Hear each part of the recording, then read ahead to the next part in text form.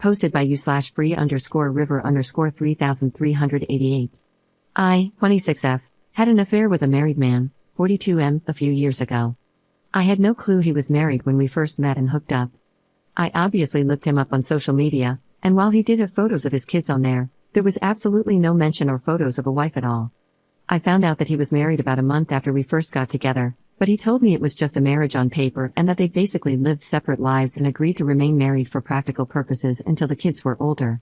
They owned a business, which she really ran, and he was just financially involved in it. I knew at the time that I probably shouldn't believe him, but I convinced myself it was true. I was in my early 20s, so attracted to him, and I guess almost infatuated with him. He made me feel so good. I know now that I should have ended it immediately, but I didn't realize what I was getting myself into. I was addicted to all the attention he gave me, the great sex, the places he'd take me. I felt special. I was so naive.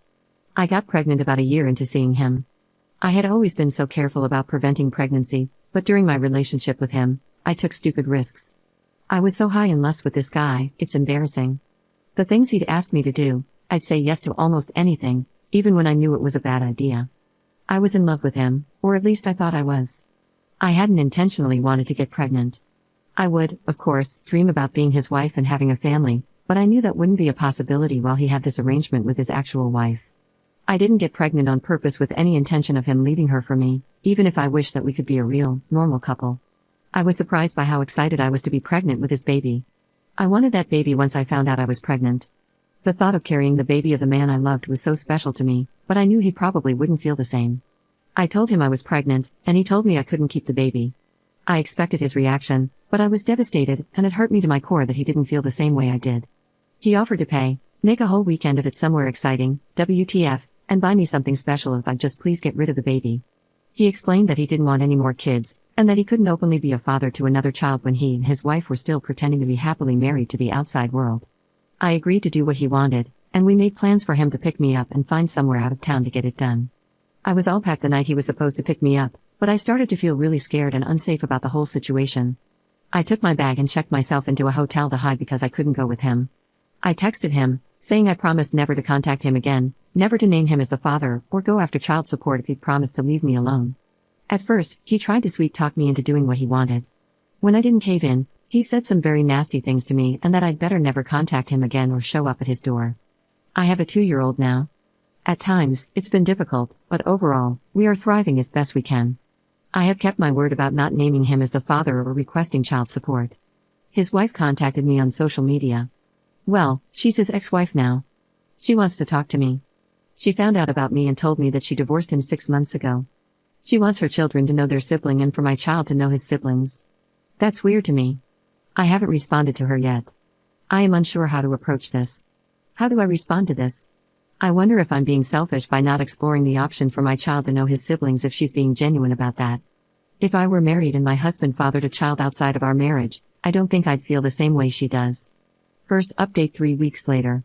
I made a post about this 3 weeks ago, and things have only gotten stranger.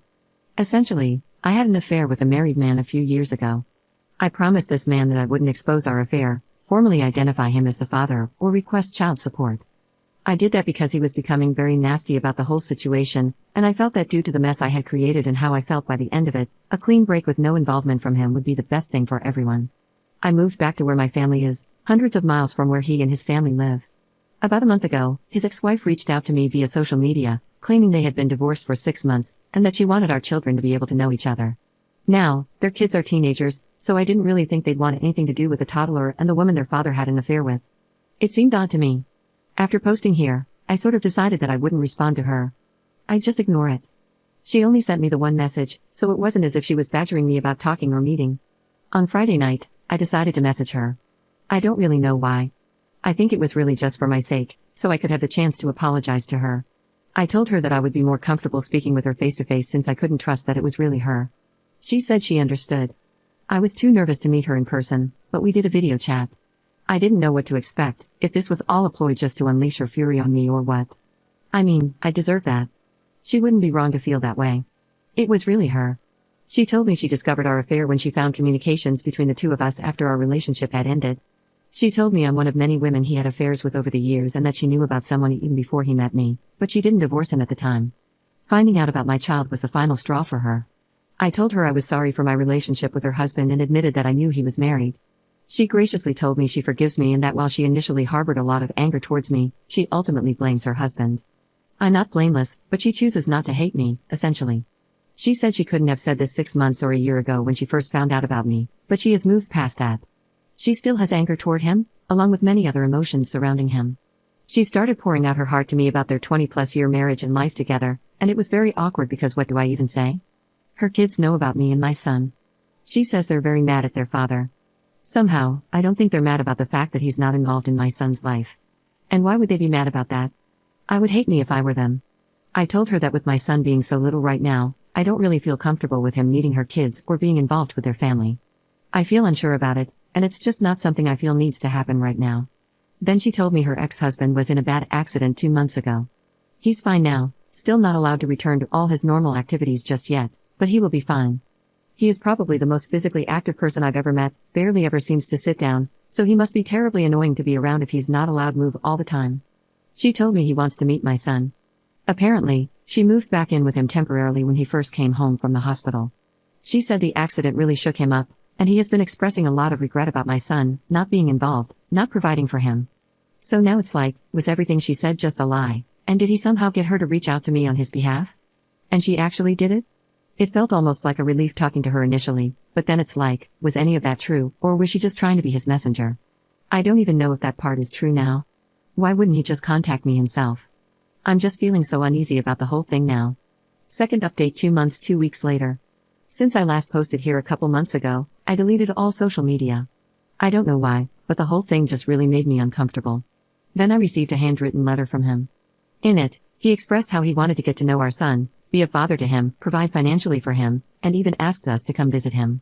He also asked me to sign a paternity affidavit. I refused to do so. I know he is my son's father, but I'm not going to make this easy for him. After the things he said to me and the threats he made, he at least has to work for this. At that point, my parents felt we needed to meet with a lawyer. All communication from me has gone through the lawyer since then. I have never responded to him personally or directly. Now, I have a court order for paternity. I have to present my son to have a specimen taken tomorrow. I already know what it's going to say. It's not that I don't want my son to have a dad in his life. It's just the whole situation is a mess. And he lives a few states away from me. I don't know what to do. I can't really do anything. He's doing things legally. Next, I'm sure he'll petition for some form of custody or visitation. He's not married anymore, supposedly, but he's a lot more established than I am.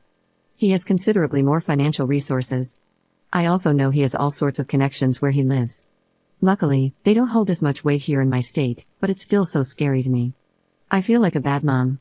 I brought my son into this world knowing it was a messy situation. I just got so comfortable with it being just the two of us, and now I don't want to give that up. Third update 1 month 2 weeks later. Around 1.5 months ago, we were ordered to submit DNA samples for a paternity test. It took about 5 weeks to get the results, which confirmed what I already knew. But now things are stalled for another several weeks for the next step in the court process. I haven't talked to him at all during this whole thing. I didn't respond directly to his letter. I do have a lawyer, and everything is basically going through him now. Then, without any warning, he just showed up at my home last weekend. He knocked on the door like it was nothing, saying that this is his son and he doesn't want to wait another 6 weeks for the court to inevitably order us into some sort of custody mediation anyway, his words. He asked why I couldn't just talk to him. I told him that he made me uncomfortable and that him showing up at my house unannounced really made me uncomfortable. Honestly, I'm not sure what made me more uncomfortable, the fact that he showed up like that or the fact that I instantly felt the same attraction to him that I had when I was with him, and I didn't want to feel that at all.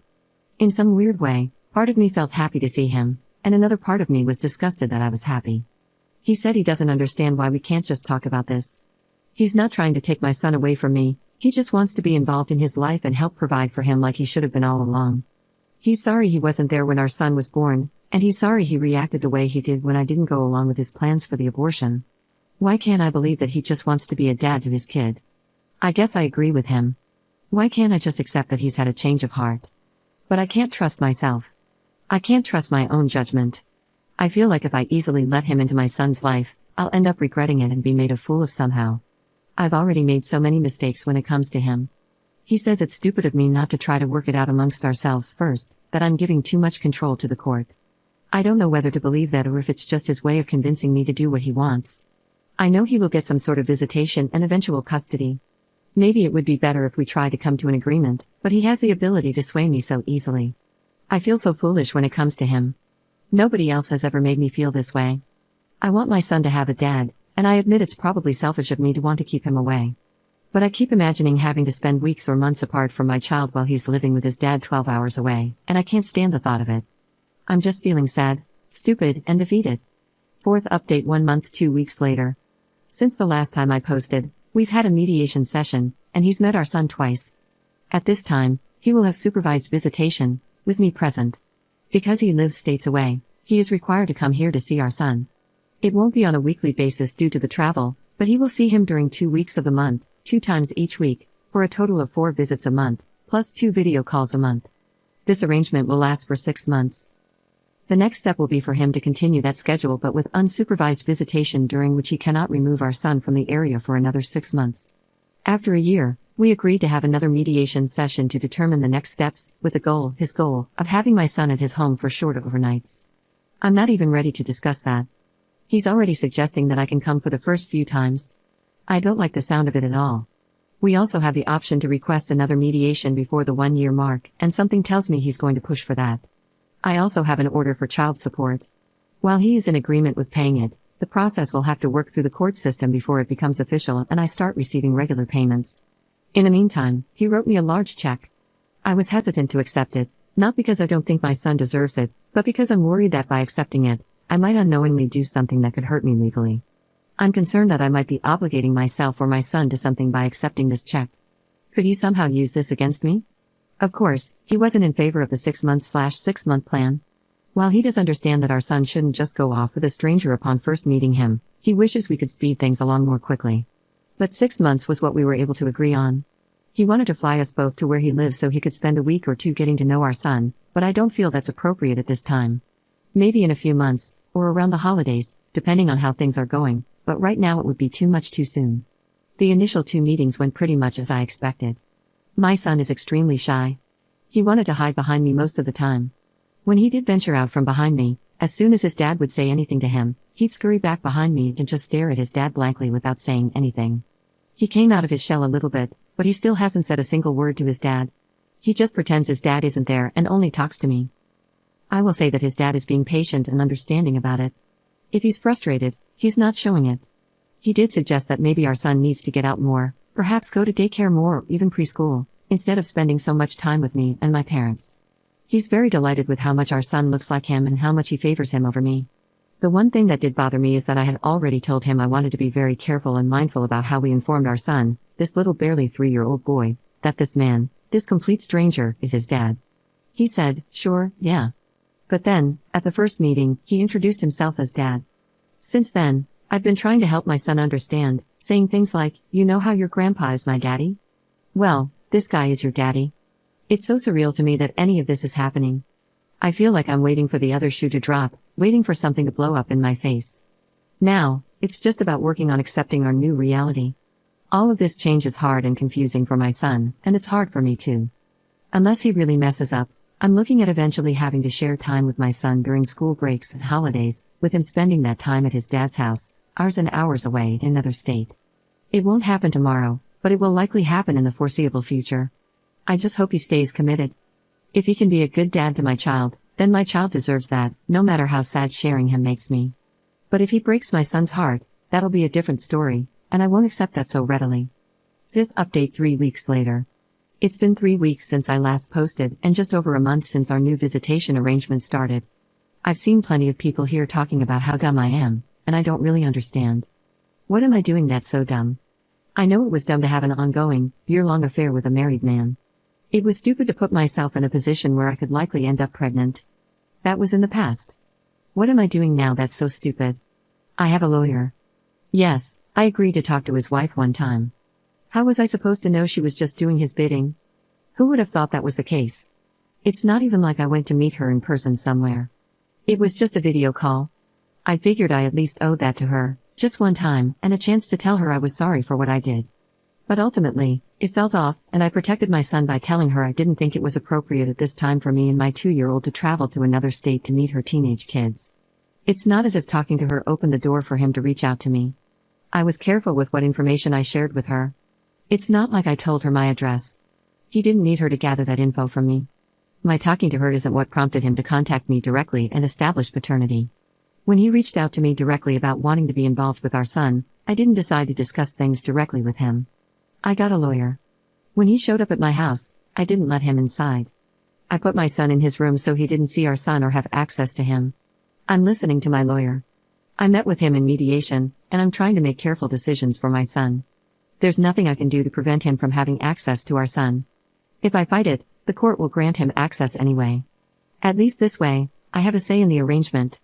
We're supposed to be using a parenting app, but since the last time I posted, he's reached out to me outside of the app.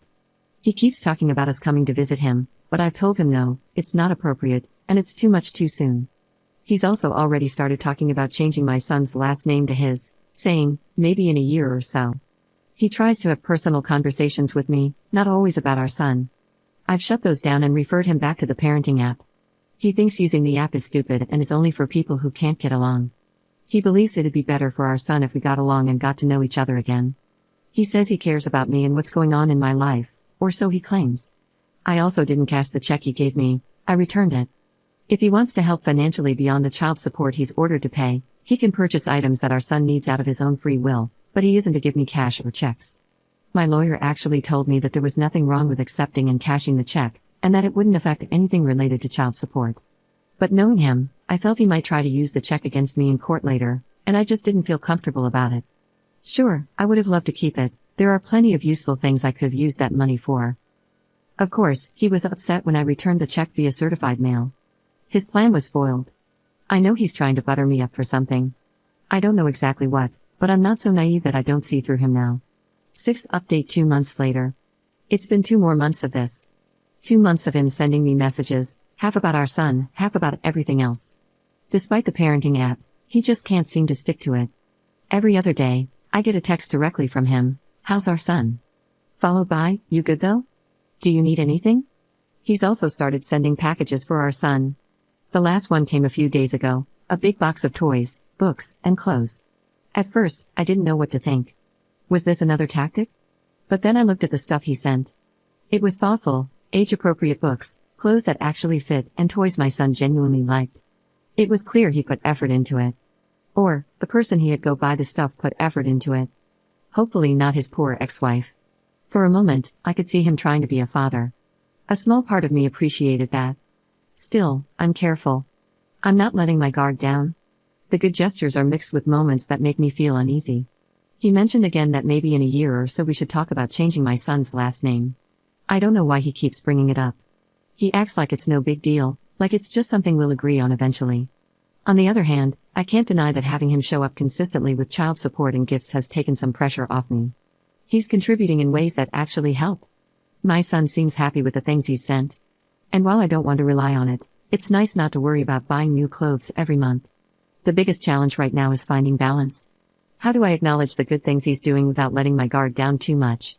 How do I protect my son from getting hurt if he loses interest or starts pushing too hard again? I'm still following my lawyer's advice, still documenting everything. But the dynamic is changing, and I'm trying to keep up. For now, I'm taking things day by day. Some moments feel peaceful, like maybe this arrangement could work. Other moments, I feel the weight of what's coming. He'll keep pushing for more time, for overnights, for a bigger role.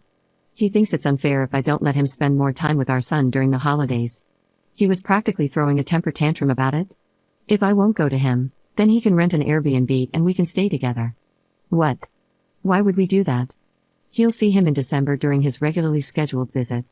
So then he called me a narcissistic, paranoid parent who just wants our son all to myself and said that I'm psychologically damaging him by not forcing him to go from 0 to 60, playing happy family with a complete stranger overnight.